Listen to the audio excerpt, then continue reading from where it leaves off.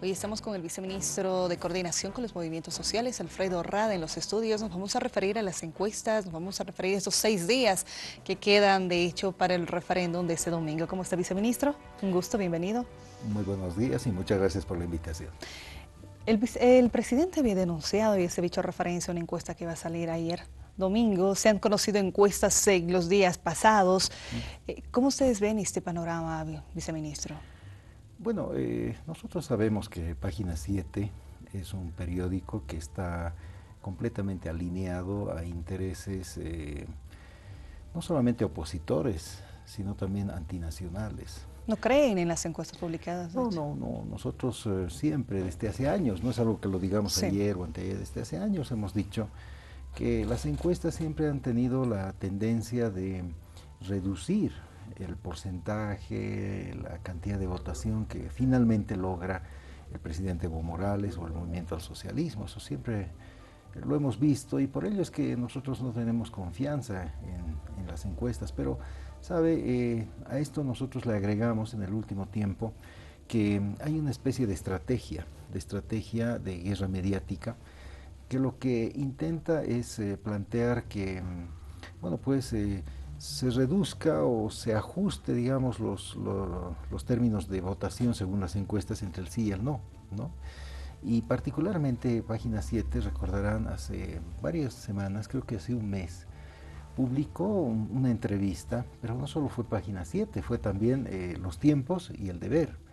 El mismo día, un domingo recuerdo, los tres en portada sacaron una encuesta hecha por Página 7, por una empresa que, bueno, es muy poco conocida, sobre una muestra muy pequeña, ¿no? Poco representativa, por tanto. Sin embargo, sacaron con bombos y platillos una encuesta en la que ya el no ganaba, ¿no? Entonces, luego se callaron cuando empezaron a salir otras encuestas, ¿no? De empresas más serias, en fin. Y lo que nos ha llamado la atención es que ayer, de estos tres periódicos, únicamente dos publicaron la encuesta de Página 7, el propio Página 7 y Los Tiempos, pero ya no El Deber. Entonces, algo hay, ¿no? Algo pasa, incluso no se puede descartar que entre los propios medios hay contradicciones. Hay algunos que en su afán opositor, como Página 7, están dispuestos a publicar cualquier cosa, y hay otros, como El Deber, que, bueno, al parecer se reserva, ¿no? Se reserva el derecho a tener una posición. ¿Considera que incide, sin embargo, estas publicaciones, estas encuestas, intenciones de voto que se han ido manifestando y han tenido variables, lógicamente, entre estos días, viceministro? Hay un importante sector, por ello la pregunta, de indecisos en todas las encuestas para tomar un promedio. Sí, el tema de los indecisos, nosotros creemos que con el planteamiento que hemos hecho respecto a que el sí significa el mantenimiento de la estabilidad, no solo política y social, sino fundamentalmente económica, y que el no a lo que nos quiere llevar es a un terreno de inestabilidad, de confrontación política y por tanto de crisis económica. Nosotros creemos que esa fracción de indecisos, que seguramente todavía existe, en toda elección ocurre eso, siempre hay un grupo de personas indecisas que al final definen su voto. Nosotros creemos que van a definir su voto por el sí, ¿verdad? Pero lo que vemos es que también hay un intento de parte no solamente de partidos políticos de oposición, sino también de algunos medios de comunicación, de tratar de manipular, ¿no? Tratar de incidir en la opinión pública con este tipo de publicaciones y con este tipo de encuestas. Ya le dije, nosotros consideramos que ese tipo de encuestas únicamente tienen esos fines, ¿no? Que son abiertamente políticos, ya no son informativos, son políticos. Entonces, bueno, el presidente frente a ello ha dicho, la verdadera encuesta es el 21 de febrero, allí sabremos qué opina el pueblo boliviano y nosotros estamos confiados en que el pueblo boliviano va a dar un respaldo mayoritario al sí. Un momento se habló en una primera etapa, si podemos decirlo así, del Fondo Indígena. Hoy se habla del caso CAMSE. ¿Cuánto puede incidir estas denuncias, esta forma en la que se ha ido manejando también la información?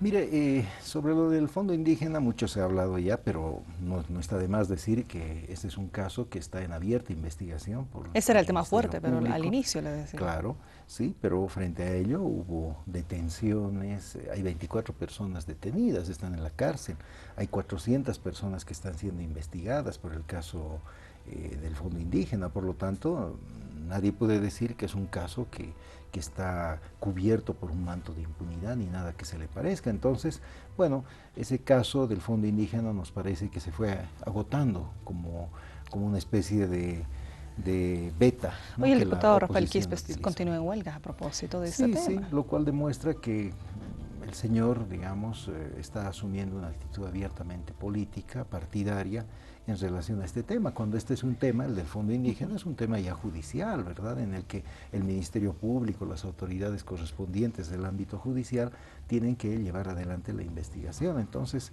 no nos extraña de Rafael Quispe que haya asumido esa actitud partidaria y de campaña electoral, ¿no? Pero ahora, sobre el otro caso, nosotros hemos dicho, y poco a poco se está confirmando, que la estrategia de guerra sucia vino del norte, ¿no? Hay un artículo muy interesante que escribió un intelectual argentino, Atilio Borón, Tiene Borón. que dice: el no nace en Washington. Yo suscribo plenamente lo que dice Atilio Borón, este intelectual argentino, latinoamericano en realidad, un internacionalista por esencia. Y resulta que ese no que nace en Washington se traduce, por ejemplo, en que en diciembre, nosotros lo denunciamos, se realiza en el Hotel Los Tajivos una reunión entre funcionarios de la Embajada de Estados Unidos y el señor Carlos Valverde, el mismo señor Carlos Valverde que luego sale con este tipo de denuncias. Ahora, Carlos Valverde ha admitido la reunión y él ha dicho que no, en esa reunión trataron sobre el tema de su libro. Bueno, yo creo que no es creíble esa versión.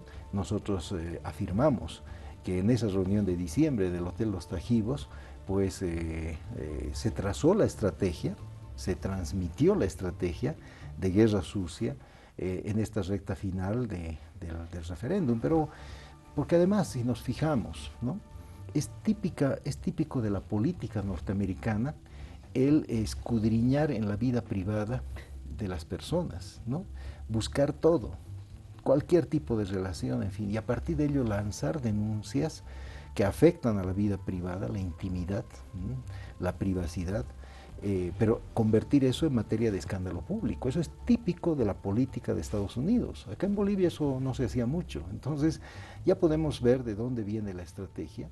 Nosotros sabemos esto y le quiero decir que eso se va a evaluar. ¿Qué es el discurso del movimiento ciudadano que maneja la oposición? De hecho, dicen, este es el discurso en este caso que el oficialismo estaría manejando al relacionar este tema con una política norteamericana. Sí, mire, creo que ese discurso de que esta campaña va a ser llevada adelante por colectivos ciudadanos, en fin, bueno, se ha ido agotando también, ¿no? La gente, el pueblo ha ido viendo cómo con el transcurrir del tiempo esas voces ciudadanas de las que supuestamente se hablaba, que además no son nuevas, la señora Loyola Guzmán, el señor José Antonio Quiroga, ya estuvieron en andares políticos antes. Ustedes recordarán cuando formaron un frente amplio para apoyar la candidatura de Samuel Doria Medina en las elecciones del 2014, en fin, y así el señor Iván Arias, ¿no?, que se presenta como periodista, fue candidato por Acción Democrática Nacionalista a la Alcaldía de La Paz hace años. Entonces no son tampoco voces nuevas ni nada, pero bueno, pretendieron presentarlas como voces ciudadanas y resulta que poco a poco han ido saliendo los mismos políticos de derecha de siempre, ¿no? Ahí está Tuto Quiroga, Samuel Doria Medina, a ellos se suma el señor Félix Pazzi con una indisimulada campaña preelectoral, digamos, pero ya de carácter presidencial, en fin. Bueno, tiene derecho el señor, ¿no? Pero que bueno, el país también se dé cuenta de estas situaciones. Y bueno, el señor Luis Revilla, en fin. Es decir, han ido saliendo los líderes políticos, los liderazgos políticos de la derecha, tratando de pescar en río revuelto. Entonces, nos parece que ese discurso ciudadano que se manejó en principio, no, ya ha ido cambiando claramente hacia un discurso de derechas, que apuntala el no, y que, como le decía, lo que está buscando es generar una inestabilidad política en nuestro país, una desestabilización que nos podría llevar a una crisis económica. Entonces, esa misma consigna que se ha empezado a ver en algunos lugares, ¿no? Que dice reelección más corrupción igual crisis venezolana. ¿Qué significa eso? Crisis venezolana. ¿Qué es lo que están buscando? ¿No? Yo creo que desestabilizar la política, desestabilizar la economía, esta estabilidad económica que nos ha tomado tanto sacrificio lograr. Viceministro, se ha hablado dentro de lo que usted va señalando de tapar la corrupción, de prorroísmo, de no buscar nuevos liderazgos dentro del movimiento al socialismo. Y con lo sucedido en este último tiempo, ¿considera que el MAS está teniendo que defenderse más que hacer la misma campaña en sí? Se han recibido muchos ataques. Entonces, ustedes estarían entrando en una política de defensa para contrarrestar aquello. ¿Y cómo les está yendo en el tema de buscar esos votos de los indecisos? Bueno, es inevitable, ¿no? Es decir, cuando hay un ataque tan sañudo, cuando hay un ataque tan que acude a la guerra sucia, ¿verdad? Como mecanismo, como procedimiento, como estrategia, obviamente que se tiene que uno defender y se tiene que defender con la verdad. Y a mí me parece que el presidente Evo Morales, en todas las entrevistas que ha dado en estos últimos días, porque el presidente Evo Morales no es que se ocultó, ni es que dejó de hablar, no, el presidente ha continuado con sus actividades de gestión, pero también con sus actividades de aclaración. Y el presidente Evo Morales, en todas las entrevistas que ha dado, ha ido aclarando con la verdad, bueno, pues los contenidos de esta denuncia tan atrabiliaria que se ha presentado. Entonces, a mí me parece que poco a poco eso se va aclarando, pero además van surgiendo elementos, ¿no? Como le digo, esa reunión en diciembre en el Hotel Los Tajivos entre funcionarios de la Embajada de Estados Unidos con el señor Carlos Valverde. Yo creo que eso dice mucho, ¿no? Respecto a de dónde vino este ataque, de dónde se originó este ataque, quiénes están detrás de este ataque. Bueno, creo que dice mucho. Entonces, la estrategia ha sido aclarar con la verdad, con documentos, pero además abriendo todos los espacios de investigación que se quiera. Fue el presidente Evo Morales el que pidió a la Contraloría que revise todos los contratos con CAMSE.